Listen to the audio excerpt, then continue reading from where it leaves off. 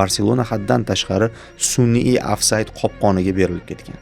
Mana shu Sevilyaning 10 ta hujumidan 7 tasi Barselonaning sun'iy ofsayd yuzaga keltirish natijasiga amalga oshirilyapti. Kesib o'tuvchi pas kimdir qanotdan yoki o'rtadan qochib boryapti, sherigiga pas beryapti, u xavfli vaziyat yuzaga keltiryapti. Bir xil hujum. Birinchi taymda hamma hujumi shunaqa bo'ldi Sevilyaniki, ikkinchi taymda ham shunaqa qilayotgan joyda Barselona himoyachilarni almashtirdi. Erik tushgandan keyin biroz yaxshilandi, lekin hujumga Erik ham chiqib ketgandan keyin butunlay bo'sh qoldi. Ya'ni boshqatdan terib chiqdi himoyani, u yerda bog'liqlik deya olmayman. Shuning uchun xatolar tizimli bo'ldi. Epizodik emas. Endi baribir 4-1 menga juda g'alati ko'rindi. Oxirdagi qo'yib yuborgan gollar ortiqchalik qildi. Nima qilishim mumkin edi? Hujumga bormasinmi? 1-2 mayli 1-2 yutqiza qolaylik deyish kerak.